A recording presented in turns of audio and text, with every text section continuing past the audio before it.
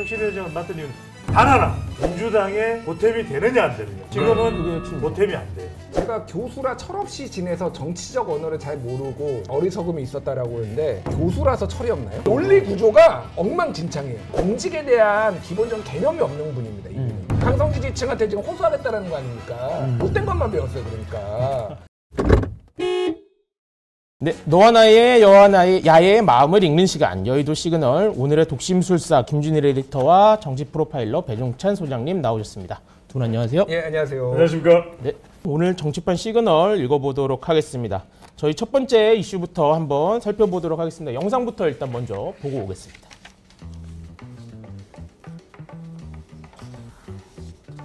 엄마, 왜 나이 드신 분들이 우리 미래를 막 결정해? 자기 나이로부터 여명까지 비례적으로 투표를 하게 해야 된다는 거예요.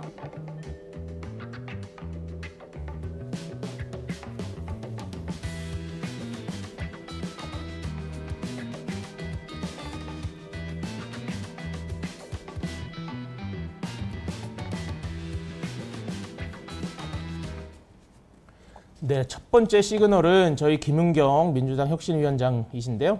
며칠 새에 사실 이 이름이 되게 자주 오르내리고 있어요. 이번에는 이제 노인 비하 논란 이른바 이렇게 해서 논란이 되고 있는데 대한노인회가 어제 이제 사과를 요구를 했고 처음에 그 혁신위에서는 이제 사과할 일은 아닌 것 같다 이렇게 얘기를 하다가 약간 논란이 계속 커지니까 결국은 이해식 의원하고 한병대 의원은 어제 사무실 찾아가서 사과를 했는데 이제 또 아니 뭐 다 와서 사과해야지 저녁에 한 번 더 가고 오늘 또 간다고 그러더라고요. 그래서 이게 좀 어떻게 보세요? 일단, 이 상황에 대해서? 예, 제가 뭐 자랑은 아니고요. 그러니까 제가 몇 년 전에 네. 예, 그 위기관리 커뮤니케이션 강의를 했어요. 네. 예, 그래서 어디에서? 예, 뭐 장관, 차관, 뭐 국장 고위 간부, 예, 상급 이상 그래서 뭐 여러 이제 부처 뭐 장관님들도 뵙고 그래서 이제 어떻게 언론을 대하는 게 좋은 것인가 뭐 이런 것들을 이제 강의를 제가 한 1년 이상 했거든요. 그래서 굉장히 많은 분들을 뵈서 제가 가장 강조한 게 뭐였냐면은 그 위기관리 커뮤니케이션의 아주 기본에 이제 나와 있는 거예요. 사과를 하려면은 빨리 하고 토를 달지 마라. 토도 달지 마라. 빨리 하고. 왜냐하면은 보통의 이런 위기 상황이 왔을 때 그 위기가 더 지속되고 논란이 되는 거는 위기의 본질보다는 그 이후에 대응과 해명 과정에서 문제가 발생하는 경우가 굉장히 많거든요. 그래서 일단은 빨리 민주당은 저한테 빨리 강의를 한번 들어라. 나를 섭외해라. 잠깐만요. 섭외장. 예, 그런 말씀을 드리고. 예. 개인 비즈니스 장이 아니잖아요. 아니 뭐 어디든 불러주시면 뭐. 저는 진짜 이거는 약간 교과서적으로 우리가 연구를 해볼 필요가 있어요. 그게 이제 그 위기관리 커뮤니케이션 쪽에서 뭐 연구 논문도 많이 나와 있는 게 뭐 메르스 뭐 이런 거 가지고 그 계속 박근혜 정부 때 뭐 이런 여러 가지 논란들 막 이런 게 대응을 잘못했던 거 뭐 세월호라든지 있거든요. 정치권에서는 대표적으로 이 김은경 위원장의 이제 발언이 좀 논란이 될 것 같아요. 일단 그냥 사과를 했으면은 하루면 끝날 일이에요. 그렇죠.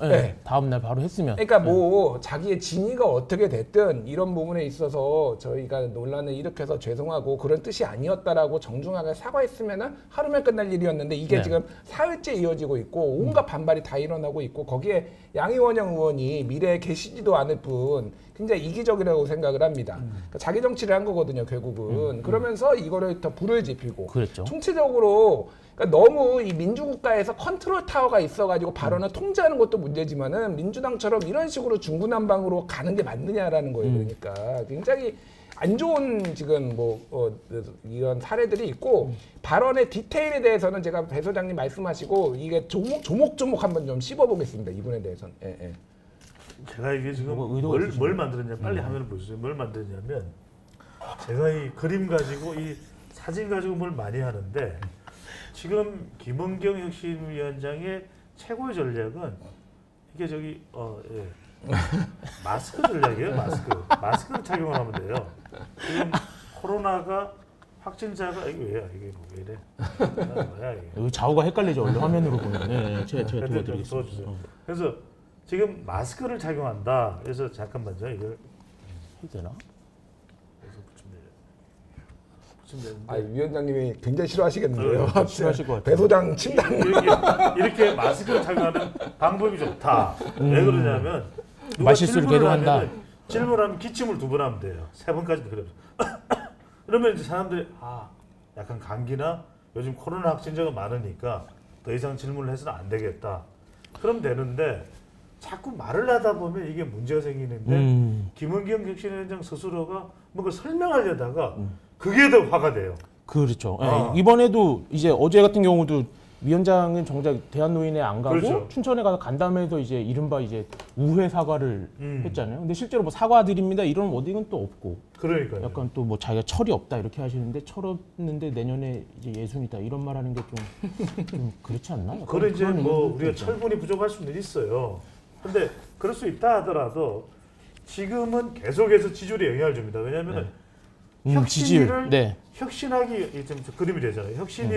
혁신하기 위한 네. 혁신위원회가 필요하다 이런 얘기가 나옵니다. 혁신위원회. 그래서 그걸 줄여서 혁혁위. 그러니까 이제 그런 상황이라면 이게 지금 민주당의 위기다. 왜냐하면 최근에 한국 갤럽 기준으로 해서 네. 민주당 지지율이 29%까지. 그러니까 이른바 이제 자동응답 조사에서 40% 이상 나온 거는 이제 샤이 진보가 자동응답 조사에서는 고관여니까 이제 들어간 거예요. 네. 그러니까 샤이 진보가 네. 샤랄라가 돼야 되는데 실제 선거 때 투표로 나올 샤랄라가 될지 안 될지 모르는데 이렇게 되면 김은경 혁신위원장이 발언을 하는 순간 쏙 들어가 버리게 되는 거예요. 그렇죠. 그냥 우리 계속 샤이할게, 샤이할래 이렇게 되면 그러면 안 된다. 이걸 이제 샤이니가 되도록 아니면 샤랄라가 되도록 하려면은 김은경 혁신위원장이 지금 저는 중대 결단을 내려야 될 것 같아요. 본인의 거치에 대해서. 그래서 이건 아까 우리 이 김준일 수석 에디터께서도 말씀하시는 건데 지금 왜냐하면 김은경 혁신위원장을 맡은 이유는 단 하나 민주당의 보탬이 되느냐 안 되느냐. 그렇죠. 지금은 네, 그게 핵심이죠. 보탬이 안 돼요. 그런 거 그럼 본인 같습니다. 스스로가 이때는 그냥 빨리 판단과 거치 표명을 해야 돼요. 어떤 내년 총선을 출마한다든지 정치적 욕심을 품으면 안 돼. 네. 욕심을 내면 안 돼요. 그래서 네. 그 부분을 빨리 왜냐하면 자칫 잘못하면 지금 이재명 대표에 대해서 8월 구속설, 10월 퇴진설, 사퇴설 이런 얘기가 나오고 있죠. 이런 네. 위기 상황에서 김은경 혁신위원장이 빨리 결단을 내리는 게 좋다. 빨리 결단을 내리는 게 좋다. 그런데 이제 그 김은경 위원장 어제 또 한마디 했어요. 이게 뭐냐면 금융감은 이제 부원장을 할 때 당시에 이제 윤석열 밑에서 이렇게 대통령이랑 호칭이 빠진 상태에서 통치받는 게 너무 창피했다. 윤석열 밑에서 임기를 마치는 게 치욕스러웠다. 뭐 치욕스러웠다는 표현 쓰는 거 저는 좀 의아하다는 생각은 들었는데 어떠세요? 주변에서 반응이나 뭐 이렇게 좀 들으신 게 혹시 있으시나요? 그러니까 제가 얘기를 드렸지만은 이분 저는 굉장히 공감하는 게 일단은 입을 이렇게 벌리면 안 되겠다. 말씀 안 하시는 게 낫겠다라는 생각이 드는 게 드는 비유나 이런 것들이 하나도 예시에 맞지 않거나 아니면은 누군가를 폄훼하는 방식으로 얘기를 해요. 이제 어제 나왔던 거 이거를 말씀드리면 이렇게 얘기했어요. 제가 교수라 철없이 지내서 정치적 언어를 잘 모르고 그렇죠. 그런 부분에 어리석음이 있었다라고 하는데 아니 교수라서 철이 없나요? 아니 논리적으로 일단 연결이 안 된다. 대한민국 교수들은 다 철이 없나요? 아니 그러니까 지금 철이 없는 곳은 지하 주차장이에요. 야 그걸 그렇게 붙인다고? 와 이거 정말. 아니 그러니까 이게 본인이 교수라서 철이 없는 게 아니라 본인이 철이 없는 거예요. 네. 본인이 무능하거나 본인이 약간 이런 정치적 언어에 뭐 그냥 제가 철이 없어서 그러니까 이렇게 써야 철이 되는데. 없다라는 얘기도 여기서 쓸 필요도 없고 제가 이런 정치적인 뭐 어떤 언어에 좀 익숙하지가 않아서 제 진의가 아니었음에도 불구하고 이렇게 하는데 죄송하다고 생각한다. 어찌됐든 송구스럽고 사과드린다라고 하면 딱 끝나는 건데 네. 교수라서 철이 없다. 그리고 말씀하셨지만 진행자가 말씀하셨지만 그 다음에 저도 곧 환갑이다. 환갑이 될 때까지 교수라서 철이 없는 거야 이 사람은. 그러니까 논리 구조가 엉망진창이에요. 그러니까 비유 자체가 굉장히 안 좋다라는 거고 그러니까 윤석열 밑에서 금감원 부원장군은 임기를 마치는 과정이 엄청 치욕스럽다. 저는 뭐 윤석열 다음에 대통령을 빼고 안 빼고는 그렇게 중요하다고 보지는 않습니다. 사실은 뭐 그거는 근데 왜냐하면 저도 뭐 이를테면 평론하면서 윤석열, 뭐 이재명, 뭐 문재인 이런 식으로 써요. 근데 이게 맥락이라는 게 있잖아요. 그렇죠. 이게 뭐냐면은 그 문재인 대통령이라고 또 얘기를 했어요. 네, 앞에서는 그렇게 일관성이 얘기를 없어요. 하고. 네. 그 문재인 윤석열이라고 하든지 둘 다 대통령을 붙이든지 이거가 그러니까 본인이 위기에 빠지니까 지지자들한테 달려가가지고 나 니네 편이야라는 거를 지금 이제 호소를 어필했다. 하려고 지금 네. 한 거거든요. 가장 문제는 뭐냐면은 이 치욕스럽다라는 이거가 저는 문제라고 보는 게 이분이 뭘 했냐면은 공직자였잖아요. 그렇죠. 그러니까 공직자는 뭐냐면은 어떤 정권이 들어오든 본인 일을 해야 되는 거예요. 예. 이거는 금감원이라는 거는 금융을 감독하기 위해서 있는 데고 거기에 본인의 일을 그냥 하면 되는 겁니다. 이게 어느 정권이 들어오든 중요한 게 아니에요. 아무리 정무직이라고 하더라도. 그러니까 이거를 치욕인이 아니라고 얘기하는 것 자체가 이런 공직에 대한 기본적인 개념이 없는 분입니다. 이분은. 그러니까 그거를 최악인 거죠. 그런데 본인이 위기 상황에 빠지니까 지지자들한테 달려가는데 못된 것만 배웠어요. 그러니까 강성지 지층한테 지금 호소하겠다라는 거 아닙니까? 그러니까 이분 자체가 지금 혁신이라는 거는 굉장히 거리가 멀고 저는 이분이 될 때부터 문제가 됐다라고 보는 게 왜 그러냐면은 그동안 언론 인터뷰를 하면서 논란이 있었잖아요. 네. 정치인들은 원래 논란을 의도적으로 일으켜요. 아, 의도적으로 일부러, 일으키잖아요. 워딩으로, 네. 그러니까 전략이 있어야 돼요. 근데 이분이 지금까지 얘기했던 거가 이제 뭐 처음에 얘기했던 거는 돈봉투 사건은 검찰에 만들어졌을 뭐 수도 그런- 있겠다. 그런 그 류의 얘기하고요. 말도 그 다음에 네. 이낙연 전 대표 탕에서 개파를 정치라는 건 부적절하다라고 그렇죠. 얘기하고 네. 코로나 초선들이 코로나 항력조화가 있다. 항력조화. 네. 아무런 일관성이 없어요. 네. 그러니까 지가 생각나 죄송합니다. 위원장님께서 네, 네. 그분이 생각나는 대로 막 그냥 짓거리는 거예요. 그러니까 전략이 말씀하시는 없어요. 겁니다. 예, 네. 예. 그러니까 이런 분을 앉힌 거 자체가 이게 문제가 있다. 굉장히 네. 심각한 문제가 있고 이거를 중간에 문제가 있으면은 아무리 혁신위원이 그 독립기구라고 하더라도 당에서 개입을 해야 되는 거예요. 근데 이 상황이 이 지경이 되도록 그러니까 민주당의 컨트롤 타워가 갖고 리더십이 부재한다라는 거를 지금 이제 보여주는 겁니다. 그래서 진짜 네, 알겠습니다. 빨리 빨리 그래, 사퇴를 이게 보면 이제 그래도 그래도 이게 뭐죠? 저는 이제 데이터 분석 전문가니까 방금 전에 우리 이제 김준일 수석 에디터께서 지가라고 이야기한 것은 김간대 그걸 잘못 보셨겠죠. 지신 줄 알고 김은경 지경 김간대. 위원장인 줄 알고. 네. 그래서 이제 이게 왜 그러냐면은 MZ 세대의 간담회장에서 그렇죠. 이 투표 이야기를 했어요. 네. 근데 본인은 금융감독원 부원장을 했어요. 그렇습니다. 이게 보도된 바에 따르면 연봉이 3억이야. 네. 그러면 총 3년이니까 9억이고 세금 때문에 7억이에요. 네. 저는 3억 5천이라도 기부를 하고 네. 청년 세대에 위해서 뭔가 청년 발전 기금을 냈다. 네. 그러면 저는 말할 자격이라도 있고 제가 김은경 혁신위원장 감사하고 싶어. 근데 칭찬할 내용이 없어요.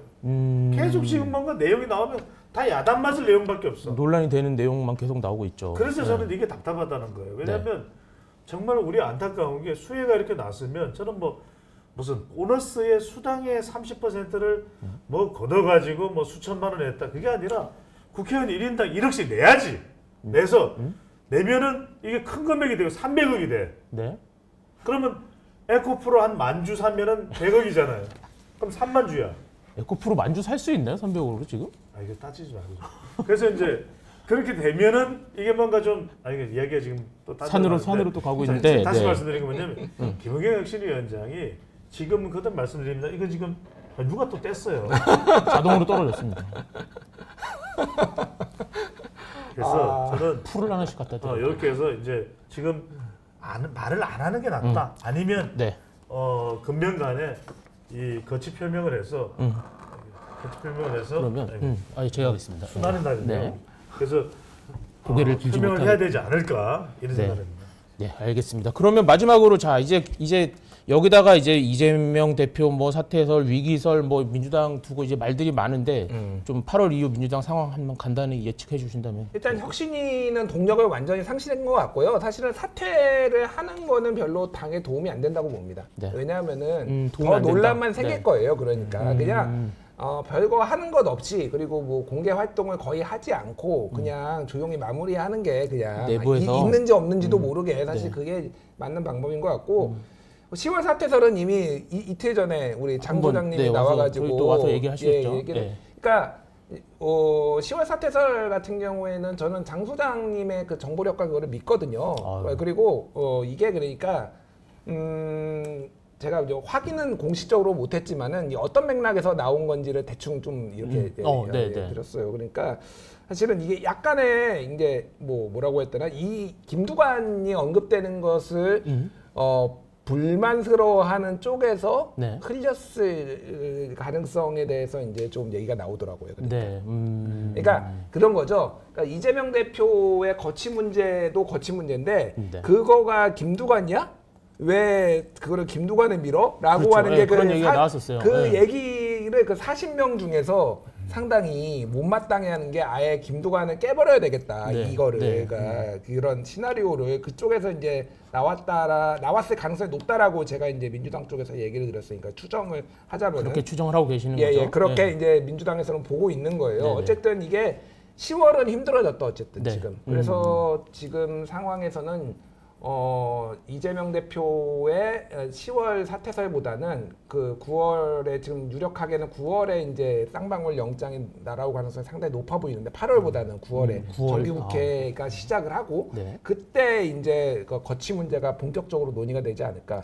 그렇게 좀 뭐 그때 그 사퇴를 한다라는 게 아니라 이미 거취 얘기가 나오지 않을까? 본격적으로 이제 불이 떼지면서 네네. 거기에 이제 연장선상으로 좀 봐야 될 것 같지 본인이 결단을 하고 지금 이런 모양새로 가기가 되게 힘들어진 것 같아요. 지금. 네. 그래서 이게 결과적으로는 민주당이 지금 혁신위원회 또 혁신위원장의 발언도 그렇고 어떤 상황이 되어버렸냐 말 그대로 포도나무 및 복숭아 상황이 되어버렸다. 그러니까 이러지도 못하고 저러지도 못하고. 계륵 그러니까 같은 이제 상황. 장성철 소장이 10월 전 처음에 그래서 장성철 소장 10월 사퇴서 그래서 장성철 소장이 10월에 사퇴한 줄 알았어요. 근데 이제 제 개인적인 견해는 아니 더 빨리 사퇴해도 되는데. 이재명 10월일까? 대표가? 아니 장성철 소장이. 이재명 대표 사퇴설이 나오는 이유는 지금 네. 민주당이 위기인 거죠. 그러니까 갤럽 기준으로 해서 오히려 윤석열 대통령이나 여당의 악재가 많잖아요. 네. 수해도 그렇고 그렇죠. 뭐 후쿠시마 오염수도 오염수부터, 그렇고 네. 잔뜩 끼어 있어요. 네, 서울 네. 양평간 고속도로도 맞습니다. 김건희 여사 이슈도 그렇고 이런 상황에서 이걸 타고서 오히려 지지율이 올라가야 되는 것이 민주당인데 오히려 갤럽 기준으로 보면 지지율이 20%대로 내려가요. 네. 그러다 보니까 저는 이 위기가 자칫 공직선거법에 대한 1심 선고가 한 10월쯤 나온다. 그러면 네. 이제 피선거권이 박탈되니까 네. 이재명 대표가 다음 총선이나 그 다음 대선까지 못 나가게 돼요. 그렇죠. 그래서 사실상 이재명 대표가 내려놓을 수밖에 없는 상황이 아니겠느냐라고 하는 전망 때문에 그러는데 제가 이러지도 못하고 저러지도 못하고 그럼 이재명 대표가 물러나고 나면 어떻게 되겠어요? 어떤 분들은 아 그래 민주당 더 잘 될까 이렇게 생각하죠. 네. 저는 그렇게 안 봅니다. 왜냐하면 지금 데이터상으로 보면 그나마 이재명 대표 체제니까 버티는 거예요. 근데 이 대표가 만약에 내려와 버리면 민주당은 정말 오갈 데 없는 방랑식객이 돼버리는 거예요. 네. 그러면은 민주당으로서는 저는 더 큰 위기다. 그러니까 어찌할 도리 없이 그냥 이재명 대표 어쩔 도리가 체제로 없다. 예. 체제로 내년 총선까지 갈 수밖에 없는 상황이기 때문에 민주당으로서는 참 답답한 겁니다. 지지율은 내려가는데 네. 이재명 대표는 물러날 수 없는데 네. 이런 상황이 됩니다. 알겠습니다. 저희 김준혜 에디터님은 9월쯤 뭔가 분기가 올 것이다. 소장님은 계륵 같은 상황이라서 이게 참 어렵다. 이런 말씀 잘 들었고요. 다음 주제로 넘어가도록 하겠습니다. 오늘 제작진 아주 열일하셨네요. 두 번째 영상 보고 오겠습니다. 이동관 대통령 대외협력특별보좌관을 지명코자 합니다. 중요한 직책에 지명이 돼서 어깨가 무겁습니다.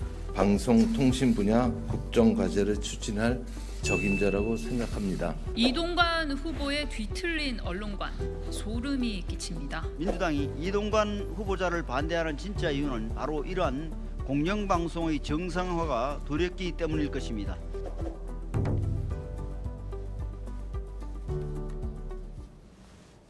네, 이동관 신임 방통위원장 후보자 두고 여야 의견이 이제 극명히 엇갈리고 있습니다.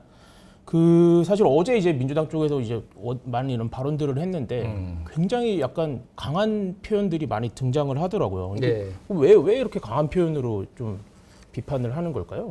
일단 뭐 이동관 그 후보자의 어떤 그동안의 과거 전적이나 이런 것들이 부적격하다고 이제 민주당 쪽에서 보는 것 같고 또 하나 총선을 앞두고 네. 이제 여당에서 우호적인 방송 환경, 언론 환경을 조성하기 위한 작업 아니냐 이제 이렇게 그렇게 얘기를 하고 주장을 하고 있죠. 그렇게 네. 이제 얘기를 하는 것 같아요.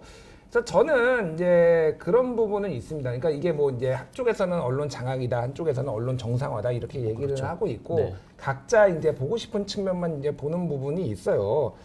근데 진중권 교수가 그 얘기를 했어요. 방송에 나와서 사람은 고쳐 쓰는 게 아니라고. 네. 그래서 이게 그러니까 이동관 후보자가 전적이 있을 때 이거를 어떻게 할 것이냐. 저는 이동관 후보자에 대해 굉장히 부정적이에요. 여기 동아일보 출신이시잖아요, 사실은. 그렇죠. 예, 그래서 동아일보 와서 제가 말하는 게 좀 조심스럽지만은 그래도 까는 건 다 깝니다, 제가.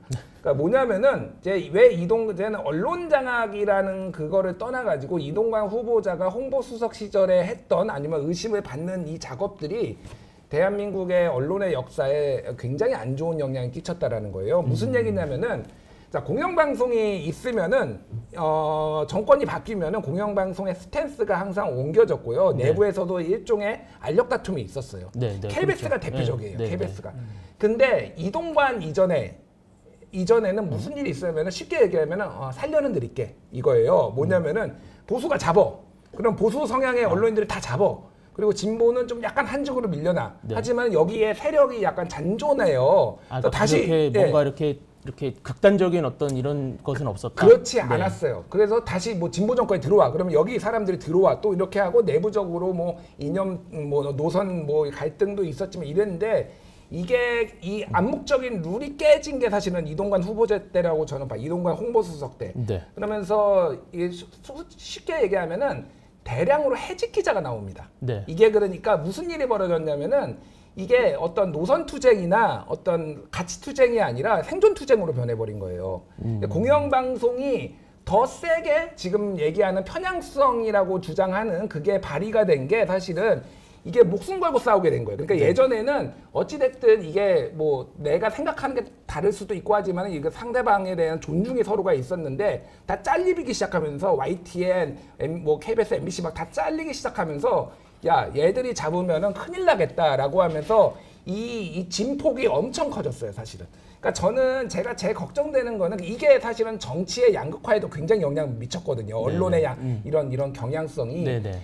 이동관 후보자가 다시 와서 지금 뭐 진중권 교수 얘기대로 사람은 바꿔 쓰는 거 고쳐 쓰는 게 아니라고 한다라면은 그거를 하려고 한다라면은 이 정치의 어떤 이 극한 대립을 더 부추기는 결과를 낳을 수 있다라는 측면에서 굉장히 제가 우려를 하는 거예요.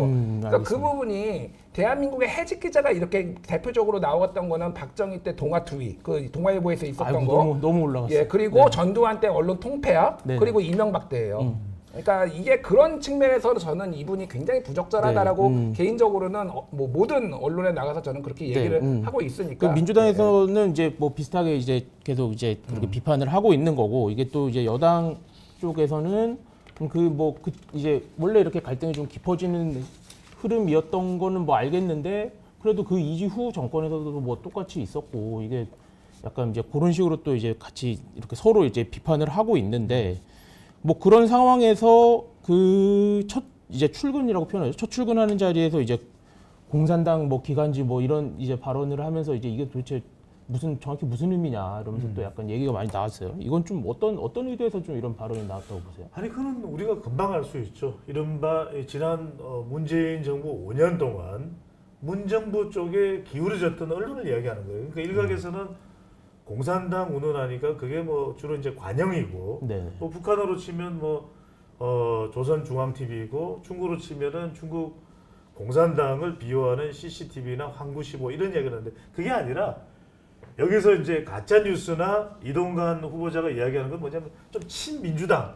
네. 그리고 또 윤석열 대통령에 대해서 지나치게 비판적인 언론에 대해서 이거 잘못됐다. 이게 균형이 맞느냐. 네. 해도 너무한다. 그러면서 민주노총의 영향을 상당히 많이 받고 있는 언론이다. 이런 얘기를 하고 있는데 저는 단적으로 말씀드려서 불도저 이동관이 되지 말고 이명박 전 대통령의 이 대선 이길 때의 별명이 불도저였거든요. 네. 불도저가 되지 마라. 이동관 후보자는 포용력을 가져라 뭐 이런 자전거가 말씀이네요. 되라. 네. 자전거가 되라. 왜? 밟으면서 천천히 주변 사람들을 보면서 이렇게 나아가는 것이 자전거거든요. 네. 저는 그래야 된다.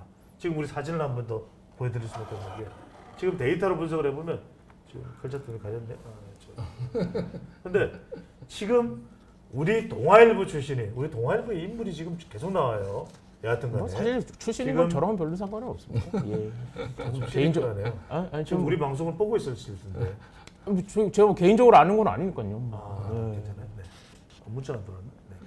그래서 이제 이동관 후보자의 경우에 지금 이 사진을 저는 누가 선택을 했는지 보면 절묘하다.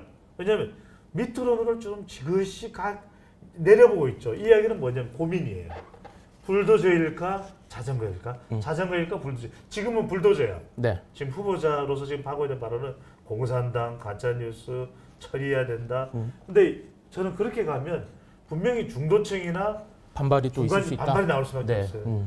대학 신문에서 막 또 뭐 정부의 언론관 뭐 이런 반발이 나오면 또 MZ 세대들이 네. 떨어져 나가. 그래서 저는 오히려 좀 공감도를 더 높이면서 물론 현 정부의 인식은 지난 5년간 너무 기울어졌다 이런 생각을 할 거예요. 네. 하지만 그렇다 하더라도 그걸 너무 지나치게 밀고 가는 불도저식이 되면은 또 반발이 나와요. 네, 네. 그래서 저는 오히려 자전거처럼 그런 부분들을 정부에서 좀 조정해 나가는 역할, 네. 그것이 더 필요할 것이다. 알겠습니다.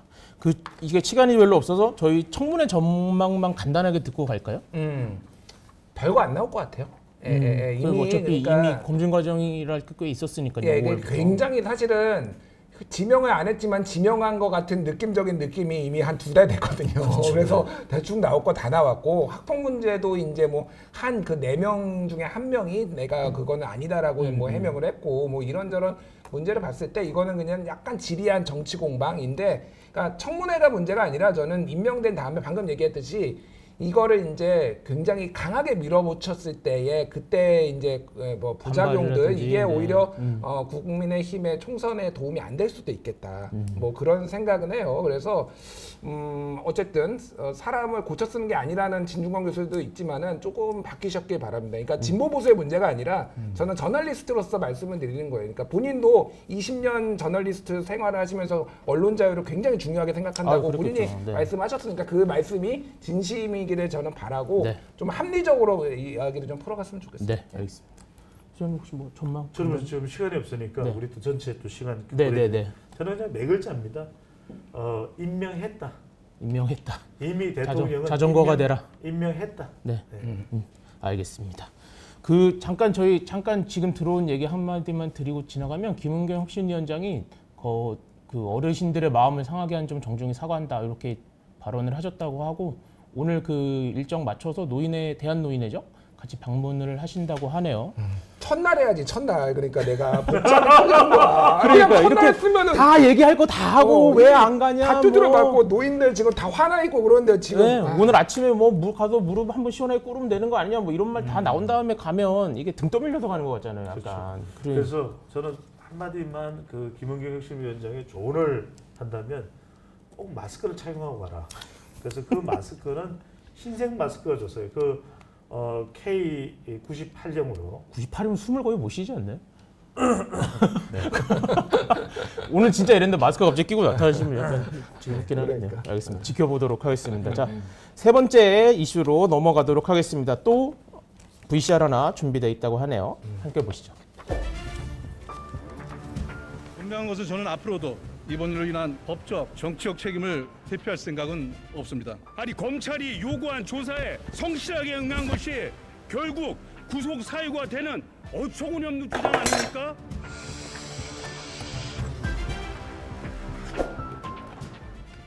이런 기습적 영장 재청구는 국회 의결 사항을 전면적으로 무시하는 명백한 정치 행위입니다.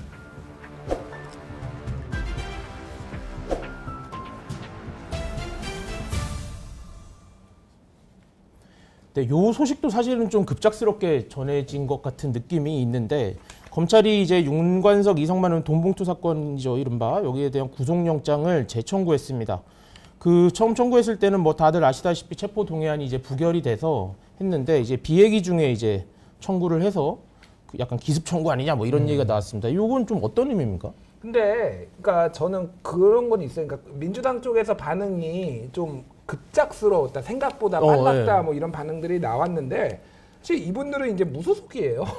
그렇긴 하죠. 네. 그러니까 민주당 쪽에서 뭐 그런 반응을 내놓고 하는 것도 이상합니다. 그러니까 우리는 사실은 무소속이고 탈당했지만 우리 편이야라고 얘기를 하는 것 같은 약간 그런 느낌이고, 이분들이 구속이 되느냐 안 되느냐가 저는 별로 전국에 영향을 안 준다고 생각을 해요. 아, 예, 별로 예, 영향이 별로 상관없다. 그러니까 표결을 뭐 이제 한번 했다가 이제 했으니까 소위 말해서 방탄 이미지는 이미 다 이제 생긴 그렇죠. 거고 예. 그리고 이제 이분들이 구속이 되느냐 안 되나 이분들은 그러니까 본인들의 이 지금 이 돈봉투 사건에 대하는 게 굉장히 뚜렷해요. 예를 네. 들면은 구속이 되면은 일반적으로 검찰에서 계속 뭐 그게 누구는 이제 혹자는 회유라고 하고 혹자는 뭐 괴롭힘이라고 하고 아니면은 집중 수사라고 수사라고 하는데 하죠. 예. 그래서 뭐 사람이 바뀌고 막 이화영처럼 근데 이분들은 그럴 사람들이 아니에요. 그러니까 본인들이 어디까지 인정을 해야 되고 어디까지 인정을 안 할 것인가가 이미 딱 정해져 있고 네네. 어떤 노선으로 갈 거가 정해져 있기 때문에 네. 전국에 영향을 주지 않습니다. 네. 다만 이분들의 이제 이 기습 청구가 검찰의 그 기습적인 체포영장 청구가 구속영장 청구가 이재명에게 이제 어떤 식으로 영향을 줄 것인가 앞으로 네네. 이재명은 어떤 식으로 영장이 이제 날아올 것인가가 이게 사실은 관건이지 네네. 이분들은 이미 다 입장이 정해져 있기 때문에 별로 네. 중요하지 않다고 개인적으로 보고 있습니다. 네. 저는 좀 다릅니다. 이게 저는 민주당의 폭풍의 시작점이다. 아. 왜 그러냐면 결국 검찰이 왜 재청구를 했겠냐는 거죠. 네. 그것도 비회기 동안. 그렇죠. 그러니까 불체포 특권도 내려놓는다 그러니까. 네. 자 근데 정당한 조건일 경우, 정당한 청구일 경우라고 하니까 조건부가 달려들면 그래? 그러면 조건이 없을 때는 어떻게 되는지 봐. 이러면서 비회기일 때 던져버리는 거죠. 받아라. 일부러 보란 듯이. 받아라. 네. 근데 저는 또 한 번의 제 예측이 들어갑니다. 지금 이 예측이 맞아 떨어지는 순간 네. 우리도 지금 한 2~30만을 돌파해버릴 거예요. 아, 네. 알겠습니다. 안 맞아도 돌파된다. 안 맞으면 왜 돌파되느냐. 전부 이제 제 욕을 할 거니까 네. 저 새끼 뭐야 이러면서. 근데 저는 둘 중에 한 명만 구속이 될 가능성이 높다. 아, 그러면 왜냐하면 제가 누구냐라고는 이야기를 못 드립니다. 네, 네. 왜냐하면은 제가 또 장성철 소장 스타일은 아니기 때문에. 근데 갑자기 왜? 또 하나는 뭐냐면 의문의 일편은. 제가 이 이야기를 나서 우리가 동화를 보란 말이에요. 네. 이게 유튜브의 영향력도 무시는 못합니다. 지금 몇 명이 보거나 안 보건 간에. 왜냐면 두 분 중에 한 분만 구속될 것 같다는 거에 약간 그 심적 근거는 기다려봐요. 마음이 급해요. 궁금해서 참을 수가 없네요. 왜냐면 궁금해서. 제가 분량을 채우는 거예요. 알겠습니다. 네, 네. 내용 준비가 안 돼요. 아, 예. 제가 궁금한 나머지. 네, 네. 윤씨입니까 이씨입니까? 우리 오 감독님이 다 이해를 해주잖아요. 자, 지가는 아닙니다. 성에 이응이 들어갑니까? 지가나 김가는 아닙니다. 지가나 김가는 아닌데 저는 왜 그러냐? 그 근거는 있어요. 하나는 뭐냐면 전달에 돈봉투 전달에 네. 적극성의 차이가 있어요. 아, 그렇죠. 두 사람 사이에. 예. 약간 알죠? 그런 얘기가 있었죠. 네. 자, 그다음 또 하나는 뭐냐면 부인의 강도. 네. 한 사람은 굉장히 수줍은 듯 조용했어요. 네. 근데 한 사람은 아주 적극적으로 검찰이 이 사건을 조작하는 순간 나는 절대 참지 못하겠습니다. 갑자기 누구 빙의가 됐는데 네. 눈치채는 거 아니에요? 그래서 이제 이 사람이 저는 구속될 가능성이 그러니까 높다고 약간 그 전망을 합니다. 혐의에 약간 그렇죠. 이제 경중이 있기 때문에. 그런데, 네. 그런데 왜 제가 이 말씀을 드냐면 이 구속이 되는 순간 무소속이지만 네. 따지고 보면 이 두 사람이 송영길 전 대표도 가깝지만 네. 이재명 대표와도 가깝다고 봐야 돼요. 그렇게 볼 수밖에 없지 않겠습니까? 같은 당이었으니까. 그리고 또 이제 다른 이유도 있습니다. 왜냐하면 이른바 송심 이심이 얘기가 나왔잖아요. 그러니까 송을 위해서 송의 당 대표를 위해서 힘을 기울였던 인천의 의원이라면 네. 이재명 대표도 지금 인천 의원이에요. 개항을이죠. 네. 그러다 보니까 이건 일종의 연대가 만들어집니다. 왜? 내년 총선을 대비하는 데 있어서. 그렇다면 저는 이게 이재명 대표도 상당히 사법 부담을 더 안게 된다. 네. 그러면 이재명 대표가 사법 부담을 안는 순간 네. 체포 동의안이 오거나 앞으로 이재명 대표의 네. 10월 사퇴설이 더 이제 강해질 수 있겠죠. 네. 이렇게 되면 떠오르는 인물 누구냐? 우리 사진 한 장 더 준비해요. 해야 돼요. 네. 누구? 이상민 없습니까? 행정안전부 장관요? 아니에요. 아, 이상민, 의원님. 네, 이상민이 여러 명이 있어요. 아, 네네. 레벨. 오선 룰라 의원님. 이상민도 있고. 네, 그래서 거기, 이제 야, 그건 생각 못했네.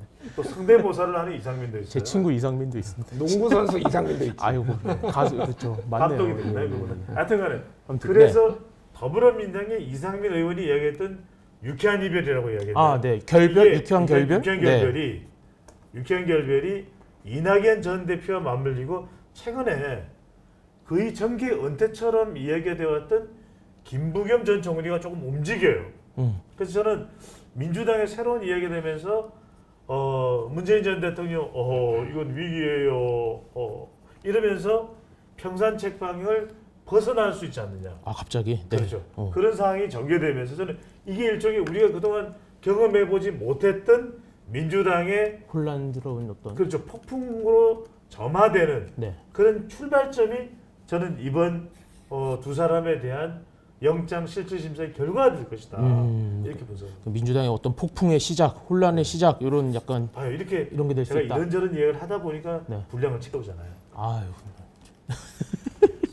궁금한 건 제가 저도 근데 물어보도록. 짧게 네. 말씀드리면은 네. 둘 중에 한 분만 구속이 될 가능성이 상당히 높다라고 보고 아, 있어요. 예. 저는 의견 일치하시네요. 실명을 얘기하겠습니다. 네. 윤관석이 구속될 것 같고 이성만은 좀 더 혐의가 중하다고 그러니까 본다. 윤관석하고 이성만하고 약간 달라요. 네, 뭐냐면은 이성만은 돈을 마련을 해가지고 이쪽에 준 혐의고요. 네. 윤관석은 돈을 뿌린 혐의예요. 그렇죠. 네, 네. 좀 다르죠. 조금 네. 달라요. 그리고 이성만은 그리고 300만 원도 본인이 받은 혐의도 있고요. 네. 그러니까 이게 그러니까 돈을 마련해 온 것과 네. 돈을 뿌린 것과 네. 이제 이런 거를 전체적으로 봤을 때 어느 쪽이 더 죄질에 죄질에 네. 안 좋냐라고 봤을 때는 네. 마련한 것보다 저는 뿌린 게 좀 더 안 그렇게 좋게 보일 보이죠. 가능성이 네, 네. 높기 때문에 윤관석 그리고 체포동의안 부결할 때도 네. 그 찬반을 봤을 때 윤관석이 조금 더 낮았어요. 그러니까 네. 그 찬성이 그러니까 투표했을 때, 네, 그러니까 사람들이 이성만을 더 강하게 반대를 했어요. 의원들이 네, 그러니까 구속되는 거를 전체적으로 봤을 때는 저는 윤관석이 구속될 가능성이 더 높다. 뭐 그런 가능성이 있다. 뭐 이제 예측은 이제 뭐 다 이제 또 틀리면은 또 해명을 하겠습니다. 네, 뭐 예측할 수 있는 거니까요. 네, 네. 뭐 이제 그런 의견들이신 거고 내일 이제 심사를 하게 되니까 이제 한번 또 거기 혹시 뭐 또 발언이 나오거나 뭐 이렇게 하는지 그것도 한번 추가로 내일이 심사인가요? 예, 4일로 지금 제가 알고 있습니다. 네. 그러면 내일 오늘은 박영수 결과에 심사. 따라서 네. 김준일 수석 에디터를 이제 다음 주부터는 못 볼 수도 있고 볼 수도 있고 그런 거예요. 이제 이거 많이 틀리면 오셔서 이제 또 그 사과 방송 아니, 1일 일사과 하시면 되죠. 뭐. 아니 그게 아니라 맞을 때까지 해야죠 그러면. 그렇죠. 이거 하면 맞을 수도 있는 네, 거고. 저도 네, 네. 제가 조언을 해드리고 싶은 우리 김준일 수석 에디터도 마스크를 착용합니다. 방송 와서 마스크하고 필요할 때만 이렇게. 근데 이게 약간 그 저희 댓글 달아주시는 분들 중에 아프로디테님이 저기 예. 대표님을 굉장히 팬이신가 봐요. 계속 예. 이렇게 칭찬하는 댓글을 달아서 혹시 이렇게 한번 제 건 없나요? 소장님은 약간 헤어스타일 얘기 한번 이렇게 답글 한번 해주시죠. 예. 네. 아프로디테님이 저 이렇게 방송하시는 데마다 자주 나타나셔서 저 그거 응원을 보시군요. 해주시더라고요. 네, 네, 네. 그래서 오늘 봐주셔서 감사드리고 열심히 하겠습니다. 아, 네. 너무 미워하지 말아주세요. 팬들에게 한번 제가 드리죠. 알기로는 아프로디테님이 아마 아내실 거예요. 아닙니다. 확실한 거. 저희 아내는 제가 나오는 어떤 방송도 보지 않습니다. 저희 와이프도 안 보던데. 저희 와이프 그래요? 약간 보고 있으면 약간 어색한 마음이 든다며 약간 안 보더라고요. 소장님도 팬들한테 한마디. 네네, 우리 팬분들이 지금 전 세계적으로 산재가 돼 있거든요. 네, 전 세계적으로. 네, 노르웨이, 네. 그다음에 페루. 네. 물론 여자 축구는 지금 잘 안 되고 있습니다만 예. 그래도 많은 분들이 또 응원해 주시고 뭐 어떻게 벨 감독이 잘 하겠죠. 네. 배를 꼴리는데 여하튼간에 여러분들이 우리 중립기업 많이 사랑해 주시고 일단 우리 기본 목표가 300만이기 때문에 네. 그렇군요. 전 네. 세계에서 뭐 모든 분들이 뭐 우리말 몰라도 돼요. 네. 그냥 들어와서 머리 삐죽삐죽한 사람, 그다음에 머리 뽀글뽀글한 사람 두 사람 다 있으니까 들어와서 꾹 눌러주시고 네. 하여튼 우리가 10만이 넘으면 또 오 감독님이 등장을 하니까 네.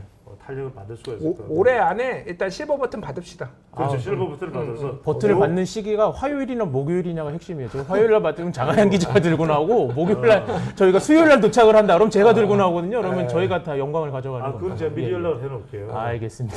구글에 연락을 해서 택배 기사님한테 연락을 해요. 우리의 수요일 날 중심은 받아라. 목요일이기 때문에 네. 화요일은 뭐 이제 찍혀다 쉬고 이수나 만화한 분들이 나와 박지훈, 뭐 장성철 존재가 없어 거기. 그분들은 알겠습니다. 네. 이미 사퇴설 아닌가요? 제가 열심히 하겠습니다. 네. 오늘 두 분 여기까지 하겠습니다. 네, 감사합니다. 예, 감사합니다. 네.